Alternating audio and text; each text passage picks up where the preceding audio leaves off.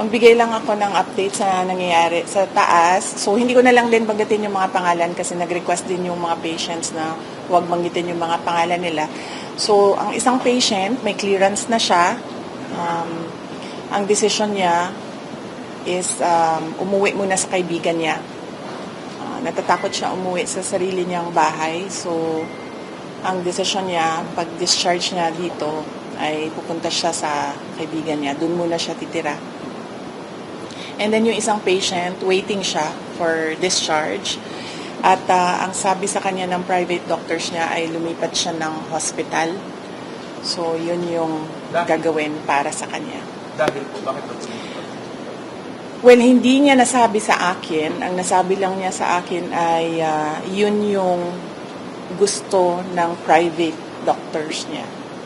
Na lumipat siya ng another hospital. So, yun din yung gagawin niya kasi right now, yun lang din yung pinagkakatiwalaan niya, yung mga doktor. Tonight po siya lilipat? Nag-aantay siya ng kanyang discharge and clearance. Yung contempt order kay Atty. Zeray Lopez, dapat po matatapos yung today. Ano pong balita? Na-extend po ba or hindi na nag-lapse na? Malamang siguro wala na yon kasi nag-aantay na lang yung lawyer dito sa taas ng clearance from all the offices concerned. So, likely baka considered as nag-lapse na yon. But ang gusto lang talaga ng lawyer is merong document na nagsasabi na cleared na siya. If we may get your reaction sa nabanggit po ni President Marcos. Ang sinabi niya, ma'am, kinonfirm niya po yung kumalat na text message na nakalagay na in the larger scheme of things, Sara is unimportant, so please do not file impeachment complaints, whether immediate or yes, oo. Hindi naman ako mag-comment sa mga remarks ni President Marcos. But sorry, may nakalimutan ako na update sa taas. Gustong ipaabot nung dalawang patients ang pagpapasalamat niya sa inyo, sa media, kasi binantayan niyo daw sila at hindi niyo sila iniwanan. And gusto din nilang magpasalamat sa mga doctors and lahat ng healthcare professionals na tumulong sa kanila.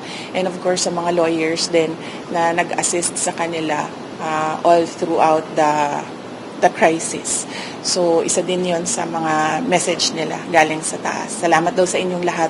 At dahil daw may clearance na, pwede na rin daw, cleared na rin daw kayo from them na umalis or iwanan sila dito. Isa sa kanila lalabas sa buhay? Sure. Ang isa, nakaalis na. Oo, nakaalis na yung isa. Ang isa na lang yung nag-aantay ng clearance. Possible din po lumabas today? Possible din po ma-discharge? Well, hopeful sila na merong ganon na mangyayari today. Pero I think meron ng assurance ang lawyers na mangyayari yon ang kanyang clearance and discharge today. So, nagpapasalamat. Kaya nagpadala na rin siya ng pagpapasalamat dito sa media, sa inyong lahat, sa pagbabantay, pagtulong at pagprotekta sa kanila. I'm sorry, NBI investigation, December 11. Pupunta po kayo? I'll have to run my schedule day by day kasi nagbabago siya ngayon araw-araw dahil bigla na lang may nangyayari na mga bagay kaya hindi ko magawa yung schedule ko ng malayo pa. So, we do it day by day sa ngayon, yung schedule. So, hindi ko pa masagot kung pupunta ako sa December 11. Tsaka, ang isang consideration dyan ay sinusunod ko kung ano yung mga sinasabi ng lawyers sa ngayon.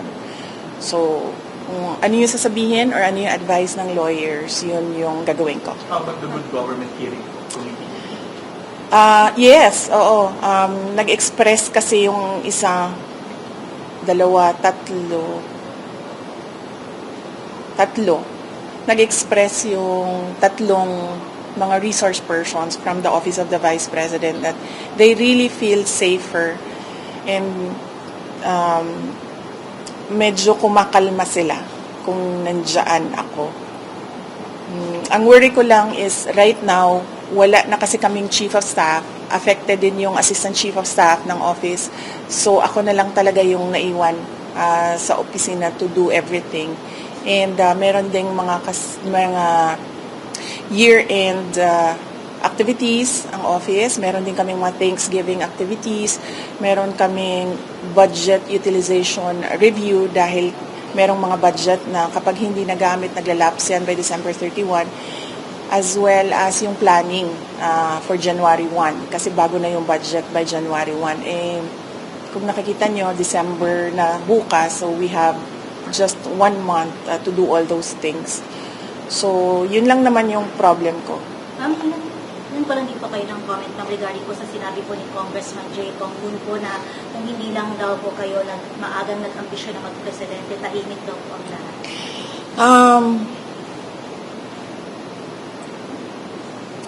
Unang-una, the presidency of 2022 was mine already.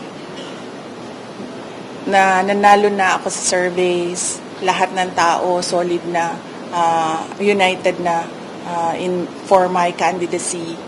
Pero I gave it away because I felt I had to do some other things other than being President of the Republic of the Philippines. Pangalawa, hindi ako yung nagsabi sa kanila na magbukas sila ng investigation or inquiry in aid of legislation that is more like a political persecution and harassment of OVP personnel.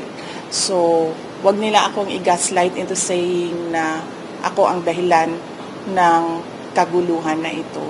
Ang kaguluhan na ito ay nagsimula sa sa terrorism nila, sa harassment nila, sa threats nila, sa mga personnel ng Office of the Vice President.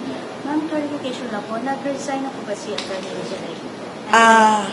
Hindi pa siya nag-resign, pero nagsabi siya na mag-i-indefinite leave na siya.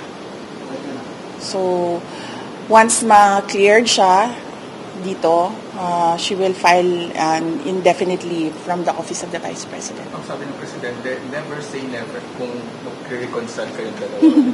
I will not comment on the remarks of President Marcos sa ngayon. Thank you. Message na lang sa mga supporters sa EDSA Shrine. Yes, oo. Well, nagpapasalamat din kami sa mga supporters namin sa EDSA Shrine. And syempre yung iba pa na kahit hindi namin supporters ay nagpapalabas ng kanilang saloobin sa mga nangyayari ngayon. Dahil nagbabantay din sila sa mga pasyente natin dito sa Veterans Hospital. And nagpapasalamat din kami sa mga tao na nasa labas ng Veterans Hospital na nagbantay din sa mga pasyente. Malaking tulong yon sa akin, yung media, yung mga tao na nagbabantay. Si Senator Bato de la Rosa na hindi talaga niya iniwanan yung mga pasyente. Si Senator Bongo na nag-substitute sa akin dito. Ang laking tulong nun ninyong lahat sa akin dahil nakakagalaw ako, nagagawa ko pa rin yung mga iba kong kailangan gawin na mga trabaho. Ma'am, tama Thank na po you. ba?